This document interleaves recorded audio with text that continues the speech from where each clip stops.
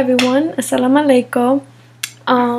So I'm Cynthia and I'm going to talk to you about my conversion from Catholic to Islam.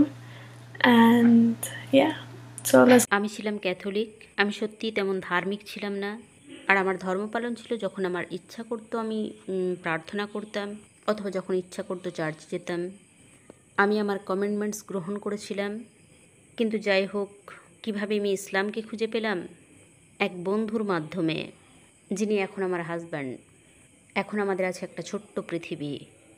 যাই হোক, বিষয়টা যেভাবে শুরু হয়েছিল, তিনি আমাকে অনেক কথা বলতেন বাইবেল সম্বন্ধে এবং কোরআন সম্বন্ধে, যেমন প্রফেটসদের ব্যাপারে, বাইবেলের বিভিন্ন প্যাসেজের ব্যাপারে, আর কোরআনের ক্ষেত্রে কোরআনের বিভিন্ন সূরার ব্যাপারে, এই সমস্ত কিছু। আর আমি কিছুই জানতাম না।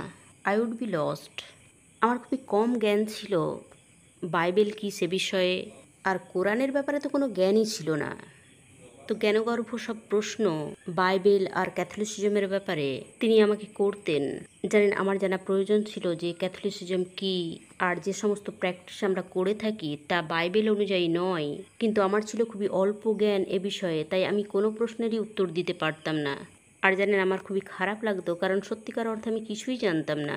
একটাই মাত্র জিনিস যা আমি জানতাম তা ছিল প্রফেট জিসাসের ব্যাপারে, কিন্তু তাও ছিল শুধুমাত্র মুভিজ দেখার কারণে। তো এটা ছিল এক প্রকার আমার ফল্ট। তো আমি খুবই অস্বস্তিকর পরিস্থিতিতে পড়তাম। তো এটাই আসলে আমাকে আগ্রহী করে তুলেছিল বাইবেল অধ্যয়নে, জ্ঞান অর্জনের জন্য, আর তার সমস্ত প্রশ্নের উত্তর দিতে সক্ষম হওয়ার জন্য। আর জানেন, যথারীতি এটা আমাকে অনেক সাহায্যও করেছিল। আমাকে সাহায্য করেছিল এটা উপলব্ধি করতে যে বাইবেলটা আসলে কী, অথবা বাইবেলের মধ্যে কী বিষয়ে কথা বলা হয়েছে, এই সমস্ত কিছু। এছাড়াও প্রফেটসদের শিক্ষার ব্যাপারে বাইবেল কী বলেছে।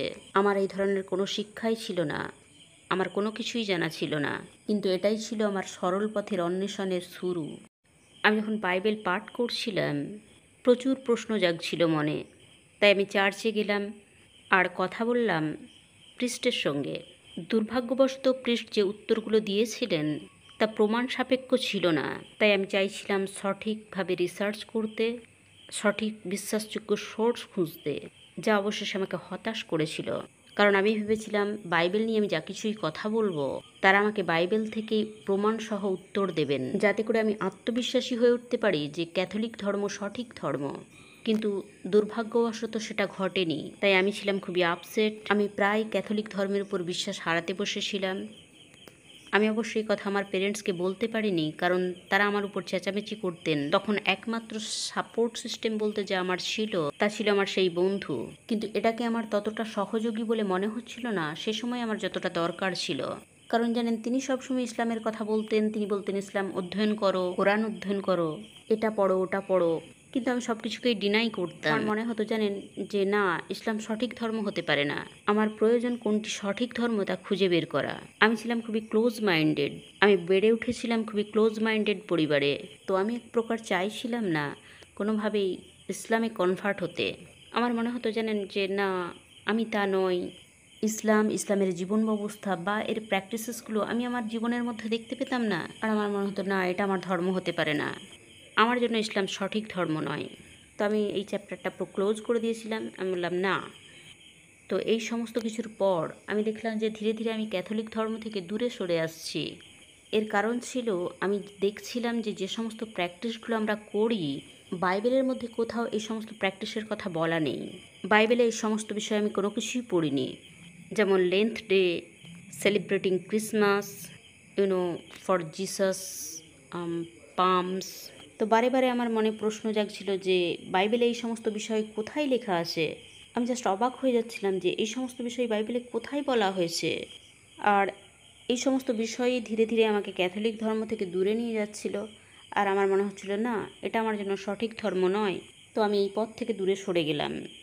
তো আমি এক প্রকার ক্যাথলিক ধর্ম ত্যাগ করলাম। আর সত্যি কথা বলতে কি, আমি এই কথা কাউকে জানাইনি। আমার পেরেন্টস, আমার বোন, আমার ফ্যামিলি, কাউকেই নয়। এটা আমি আমার নিজের মধ্যেই রেখেছিলাম। যখনই তারা প্রার্থনা করতো, আমি কোনো না কোনো ছলনা করে তা অ্যাভয়েড করতাম। ধর্ম পালনের ছোটো ছোটো বিষয়গুলোকে এইভাবে অ্যাভয়েড করে যেতাম। যখন চার্চে যাওয়ার কথা আসতো, আমি কোনো বাহানা করে নিতাম। তো এই সময়টা আমার কোনো ধর্মেই বিশ্বাস ছিল না। আমি গডে বিশ্বাস করতাম, কিন্তু কোনো ধর্মে নয়। আর যেটা আমার জন্য ছিল খুবই দুঃখজনক, কারণ আমার জাস্ট মনে হতো যে আমার মনে হতো ছেলেবেলা থেকে আমার বিশ্বাসের যে ক্রমবিকাশ ঘটেছিল তা পুরোপুরি ভেঙে পড়েছে। জানেন, আমি বেড়ে উঠেছিলাম ক্যাথলিক হিসাবে, আর জানেন একটা ধর্মবিশ্বাস নিয়ে বেড়ে ওঠা এটাই আপনার পরিচিতিকে গড়ে তোলে, এটাই হয় আপনার বিশ্বাস। তো এই সমস্ত কিছুই যেন আমার ভেঙে পড়েছিল। তো আমি মানসিকভাবে খুবই দুর্বল হয়ে পড়েছিলাম। আমি যেন হারিয়ে যাচ্ছিলাম, বিভ্রান্ত ছিলাম। আমার ইচ্ছা করছিল কাঁদতে। আমি বুঝতে পারছিলাম না আমি কোথায় যাব, কার সঙ্গে কথা বলবো যে আমাকে সরল পথ দেখাতে পারবে। আমি বুঝতে পারছিলাম না কোন পথটা আমাকে সরল পথে নিয়ে যাবে। আমি মনে মনে চাইছিলাম কোনো না কোনো দরজা খুলে যাক, আমি কোথাও না কোথাও থেকে এক উৎস পাই যার মাধ্যমে আমি সরল পথ খুঁজে পাবো। কারণ এই সময় আমি ছিলাম কলেজে, তার সাথে সাথে কাজও করছিলাম, আর আমি ছিলাম খুবই কিউরিয়াস যে এই সমস্ত কিছু আমাকে কোথায় নিয়ে যাবে। অন্যান্য ধর্মের মধ্যে কোন ধর্মটা সঠিক তা আমার জানা ছিল না। So I was so lost. তো এইভাবে 1 বছর কেটে গেল। তারপর আমি খুঁজে পেলাম এক বান্ধবীকে যে ছিল ক্রিশ্চান, আর ক্রিশ্চিয়ানিটি ছিল আমার পরিচিত ধর্ম, কারণ আমার অনেক ফ্যামিলি মেম্বার ছিল যারা ক্রিশ্চিয়ানিটিতে কনভার্ট হয়েছিল।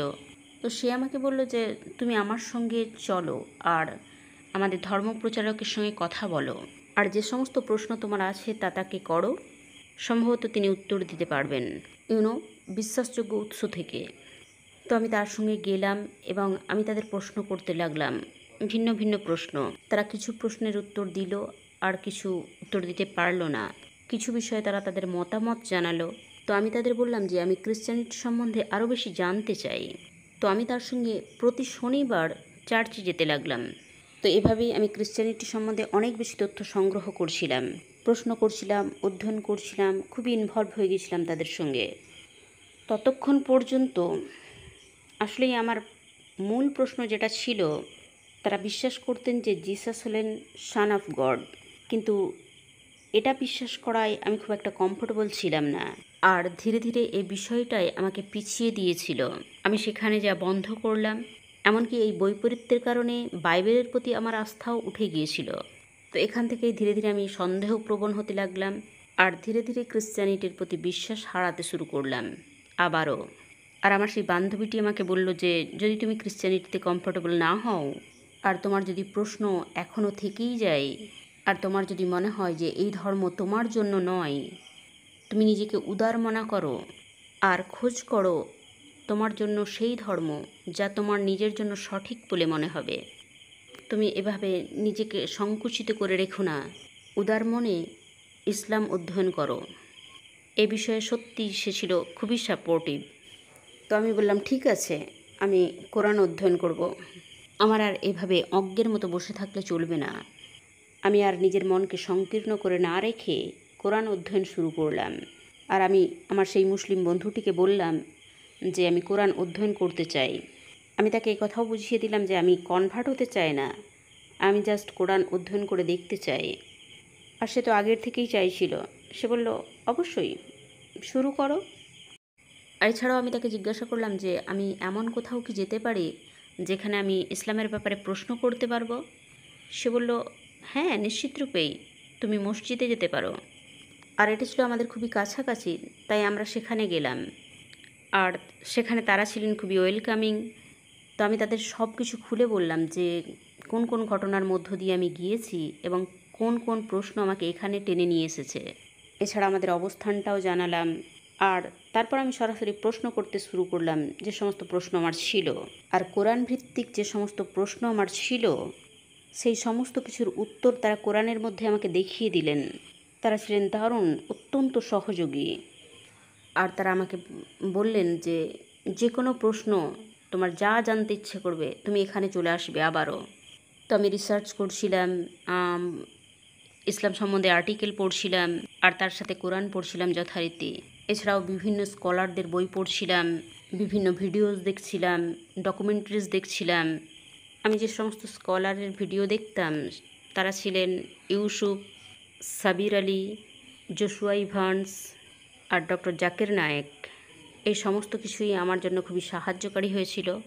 সমস্ত তথ্য সংগ্রহের পর আমি আমার নিজস্ব রিসার্চ করেছিলাম, আর বারে বারে মসজিদে যাচ্ছিলাম, তাদের প্রশ্ন করছিলাম।